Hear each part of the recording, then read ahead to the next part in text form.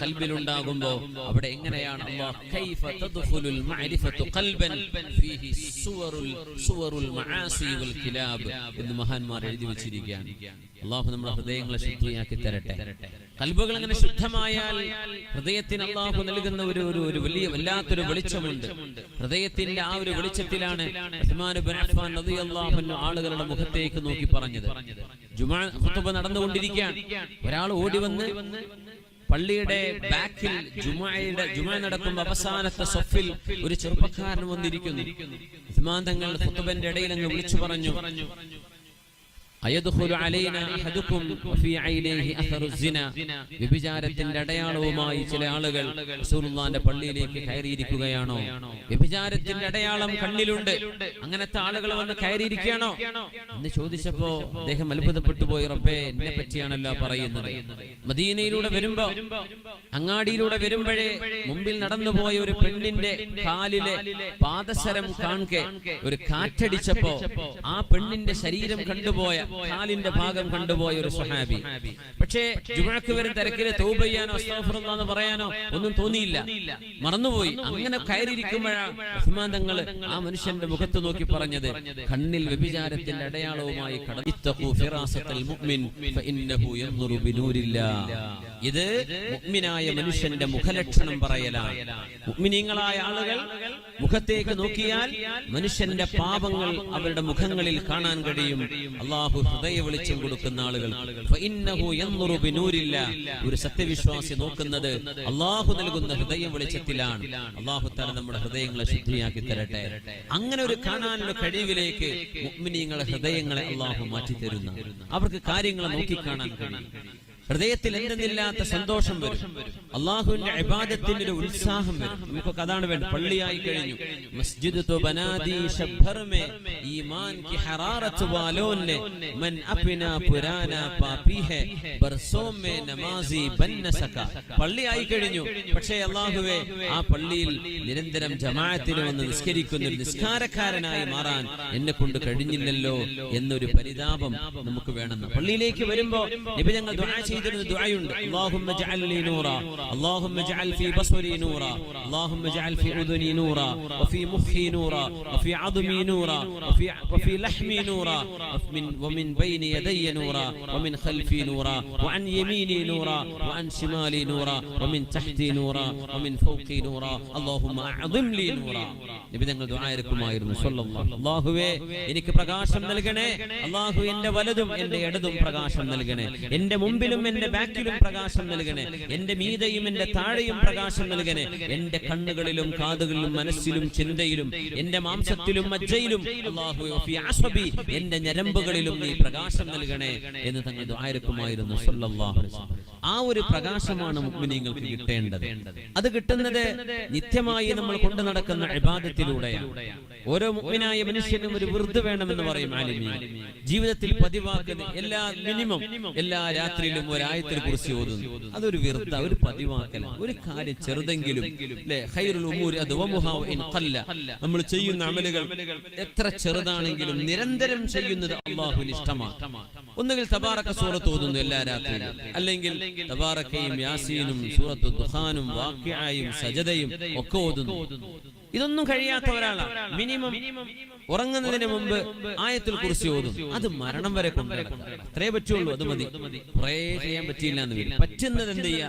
നിരന്തരം അങ്ങനെ ഒരു വിർദ് നിരന്തരം നമ്മൾ കൊണ്ടു നടക്കുന്ന ഒരു കർമ്മമുണ്ടെങ്കിൽ ഇൻഷാ അല്ലാഹ് പിശാചിന്റെ ഉപദ്രവങ്ങൾ ഉണ്ടാവില്ല. നമുക്കും പെണ്ണും കുട്ടിയേക്കൊന്നും അല്ലാഹു തആല കാത്തുരക്ഷിക്കട്ടെ. പിശാചുക്കളെ മനുഷ്യനെ കടന്നു പിടിക്കാൻ നമ്മൾ ദിക്ർ ചൊല്ലാതിരിക്കുമ്പോഴാണ്, നമ്മുടെ നാവിൽ ദിക്ർ വരാതിരിക്കുമ്പോഴാണ്. നാവിലെപ്പോഴും അള്ളാഹുവിനെ ഓർത്തുകൊണ്ട് നാവ് നനയണം എന്ന് നബി ഞങ്ങൾ പറഞ്ഞു. ഒരു പ്രായമുള്ള മനുഷ്യൻ, വളരെ പ്രായമുള്ള മനുഷ്യൻ, അയാളുടെ കണ്ണിന്റെ ഹാജിബുകൾ, കണ്ണിന്റെ പുരികവും കൺപോളയും ഒക്കെ കണ്ണിലേക്ക് അങ്ങോട്ട് വീണിട്ട് കണ്ണ് തുറക്കാൻ പറ്റുന്നില്ല. അത്രക്ക് പ്രായമായ മനുഷ്യൻ, പ്രായമായിട്ട് കൺപോളകൾ പോലും ആ മനുഷ്യൻ വന്നു. അല്ലാഹുവിന്റെ റസൂലേ, ഞാൻ ചെയ്യാതെ പോയ ഒരു തെറ്റുമില്ല നബിയെ, എനിക്ക് നന്നാവണം തോന്നുന്നു, എനിക്ക് നന്നാവാൻ പറ്റുമോ? എപ്പോഴാ ചോദിക്കുന്ന അറിയോ? 95 കഴിഞ്ഞിട്ട്. എനിക്ക് നന്നാവാൻ തോന്നുന്ന നബിയെ, ഞാൻ ചെയ്യാത്ത തെറ്റൊന്നുമില്ല. മാമിൻ ദംബിൻ ഇല്ലാ അദ്നബ്തു, ഞാൻ ചെയ്യാത്ത ഒരു തെറ്റില്ല നബിയെ. ഞാനൊരു തെറ്റ് മാ തറക്തു, ഒരു തെറ്റും ഞാൻ ഒഴിവാക്കിയിട്ടില്ല, എല്ലാ കുറ്റങ്ങളും ചെയ്തിട്ടുണ്ട്. എനിക്കിപ്പോ നന്നാവാൻ തോന്നുന്നു. ഇനിയിപ്പോ എന്താ നന്നാവാൻ തോന്നായി? 95 ആയില്ലേ, ഉറപ്പല്ലേ നന്നാവുന്നു. പക്ഷെ ആ മനുഷ്യൻ വന്ന് ചോദിച്ചു നബി തങ്ങളോട്, നിങ്ങൾ ചോദിച്ചു ഞങ്ങളോട്, നബിയെ എനിക്ക് അള്ളാഹു പുറത്തു തരുമോ? എന്തേ പുറത്തു തരാത്തത്? അള്ളാഹു നിങ്ങൾക്ക് മാപ്പ് തരും, അള്ളാഹു പുറത്തു തരുമല്ലോ. ഇത്തഖില്ലാഹ ഫീമാ ബഖി, ഇനി വരാനുള്ള ജീവിതം നിങ്ങൾ അള്ളാഹുവിനെ സൂക്ഷിച്ചാൽ മതി. ഇനി വരാനുള്ളത് അള്ളാഹുവിനെ സൂക്ഷിക്കും. എത്ര ഉണ്ടാവും വരാനുള്ളത്? എത്ര കാണുപ്പത്? ആ സമയം പോലും നിങ്ങൾ അള്ളാഹുവിനെ സൂക്ഷിച്ചാൽ നിങ്ങൾക്ക് കഴിഞ്ഞുപോയ കാലത്തെ തിന്മകളെ അള്ളാഹു നന്മയാക്കി മാറ്റിത്തരും എന്ന് റസൂലുള്ളാഹി സ്വല്ലല്ലാഹു അലൈഹി വസല്ലം. അപ്പൊ നമ്മളിപ്പോ ഈ പള്ളിയിൽ നിന്ന് ഒരു തീരുമാനം എടുക്കാം, ഇങ്ങനെയൊക്കെ കുർത്തക്കേട് കളിച്ചൊക്കെ ജീവിച്ചു, ഇനി ഇവിടുന്ന് അങ്ങോട്ട് ഞാൻ നന്നാവാൻ തീരുമാനിക്കാം എന്ന നിയ്യത്ത് ഖൽബിലേക്ക് വന്നാൽ, അങ്ങനെ ഒരു ഉറച്ച തീരുമാനം എടുത്താൽ, അത് നിങ്ങളിപ്പോ മനസ്സിലെടുത്താൽ മതി. ഇനി ഇവിടുന്ന് അങ്ങോട്ട് ഇനി മരിക്കണവരെ സമയമായി, അത്ര കുറഞ്ഞ കാലമുള്ള ജീവിതം, ഇനി ഞാൻ പഴയ പോലത്തെ കുർത്തക്കേടൊന്നും ചെയ്യൂല എന്നൊരു തീരുമാനം എടുത്തു കഴിഞ്ഞാൽ ബാക്കി കഴിഞ്ഞുപോയ കാലത്തെ തെറ്റുകൾ അല്ലാഹു മാപ്പാക്കി തരിക മാത്രമല്ല, ആ ഒരു പശ്ചാത്താപം കാരണം തിന്മകളെ അല്ലാഹു നന്മകളാക്കി രേഖപ്പെടുത്തും എന്ന് വിശുദ്ധ ഖുർആൻ. ഇല്ലല്ലദീന താബൂ മിൻ ബഅദി ദാലിക വഅസ്ലഹു, അവർ നന്മ ചെയ്താൽ ഫഉലൈക യുബദ്ദിലുല്ലാഹു സയ്യിആതിഹിം ഹസനാത്, അവരുടെ തിന്മകളെ അല്ലാഹു നന്മകളാക്കി മാറ്റി കൊടുക്കും. അല്ലാഹു അക്ബർ! ഇത് വലിയൊരു അത്ഭുതമല്ലേ? തിന്മകൾ അല്ലാഹു നന്മയാക്കി മാറ്റി കൊടുക്കുക.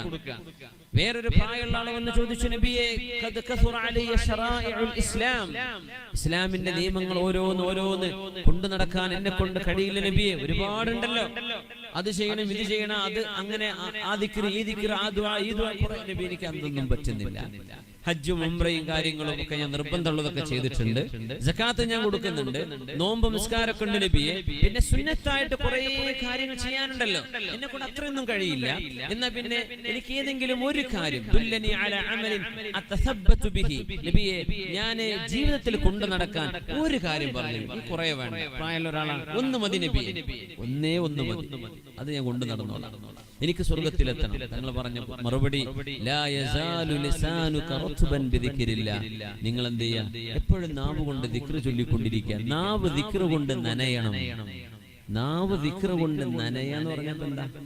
എപ്പോഴും വെറുതെ വർത്തമാനം പറയാതിരിക്കുക, അത്യാവശ്യങ്ങളും കാര്യങ്ങളൊക്കെ പറയണം. അതല്ല, സമയം കിട്ടുമ്പോഴൊക്കെ എന്ത് ചെയ്യാ? ലാ ഇലാഹ ഇല്ലല്ലാഹ്, അല്ലെങ്കിൽ സുബ്ഹാനല്ലാഹ്, അൽഹംദുലില്ലാഹ്, അല്ലെങ്കിൽ അല്ലാഹു അക്ബർ, അല്ലെങ്കിൽ ലാ ഹൗല വലാ ഖുവത ഇല്ലാ ബില്ലാഹ്, അല്ലെങ്കിൽ സുബ്ഹാനല്ലാഹി വൽഹംദുലില്ലാഹി വലാ ഇലാഹ ഇല്ലല്ലാഹ് അല്ലാഹു അക്ബർ, അല്ലെങ്കിൽ സുബ്ഹാനല്ലാഹി ബിഹംദിഹി സുബ്ഹാനല്ലാഹിൽ അലീം.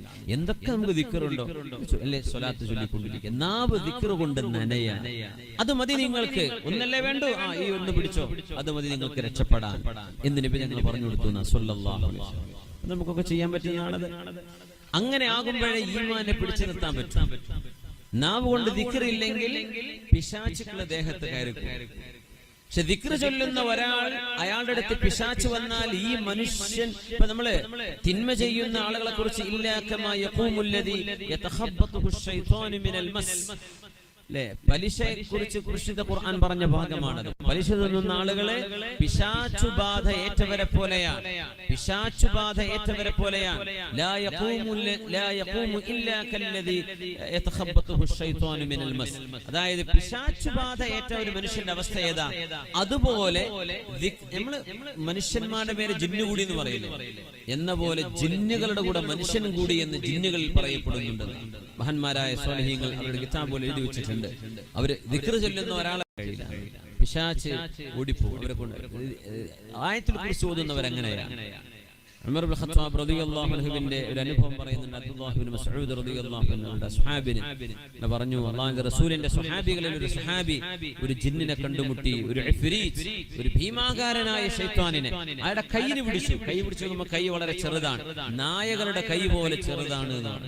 അപ്പൊ ആ സ്വഹാബി ചോദിച്ചത്രേ, നീ എന്താ ഇങ്ങനെ? ഞാൻ ഭയങ്കര ശക്തനായ ഒരു ജിന്നാണ്, പക്ഷെ നിങ്ങളുടെ മുമ്പിൽ വന്നപ്പോ ഞാൻ ആകെ ചെറുതായി പോയി. പക്ഷേ എന്നെ നിങ്ങൾക്കൊന്ന് മറിച്ചിടാൻ പറ്റുമോ? എന്നെ ഒന്ന് മൽപിടുത്തത്തിൽ തോൽപ്പിക്കാൻ പറ്റുമോ? എന്നാ ഞാൻ പറഞ്ഞുതരാം ചില കാര്യങ്ങൾ.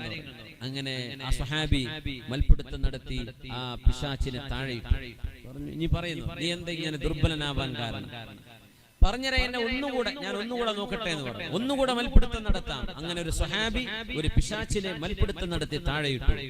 മൂന്നാമത്തെ തവണ ആ സ്വഹാബി ചോദിച്ചു, ഇനി പറയ്, നീ എന്താ ഇങ്ങനെ ദുർബലനായി പോയത്? പറഞ്ഞു, നിങ്ങൾ ആയത്തുൽ കുർസി വല്ലാതെ ഓതുന്നൊരു മനുഷ്യനാണ്. അങ്ങനെ താങ്കളുടെ മുമ്പിൽ ഞങ്ങൾ ഭീമാകാരങ്ങളായ ജിന്നുകൾ വന്നാൽ, ശൈത്താന്മാര് വന്നാൽ, ഞങ്ങൾ പിന്നെ നായകളെ പോലെ, വളരെ ചെറിയ ജീവികളെ പോലെ ആയി പോവാണ്.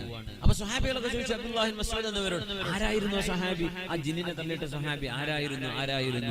കുറെ ചോദിച്ചു പറഞ്ഞു കൊടുത്തു. അത് ഉമർ ഇബ്നുൽ ഖത്താബ് റളിയല്ലാഹു അൻഹു. അത്രയും ശക്തനായ മഹാൻ, ദിക്ർ കൊണ്ട് കാവലുണ്ടായ മഹാൻ. അതുകൊണ്ട് നമ്മൾ ഈ കാലഘട്ടം അല്ലാഹു നശിച്ചു പോകുന്നവർ, നഷ്ടപ്പെട്ടവർ എന്ന് പറഞ്ഞവരിൽ പെട്ടുപോകാതെ ഈമാനിന്റെ വെളിച്ചമുണ്ടായി നാവിൽ ദിക്റും ജീവിതത്തിൽ വിശുദ്ധിയുമായി കടന്നു പോകാൻ അല്ലാഹു നമുക്ക് തൗഫീഖ് നൽകട്ടെ. അല്ലാഹു നമ്മളെയും നമ്മുടെ മക്കളെയും കുടുംബത്തെയും ഉമ്മത്തിനെയും നമ്മുടെ മഹല്ലുകാരെയും നാട്ടുകാരെയും മുസ്ലിം ഉമ്മത്തിനെ മൊത്തം അല്ലാഹു തആല സ്വാലിഹീങ്ങളും നല്ലവരാക്കി തരട്ടെ.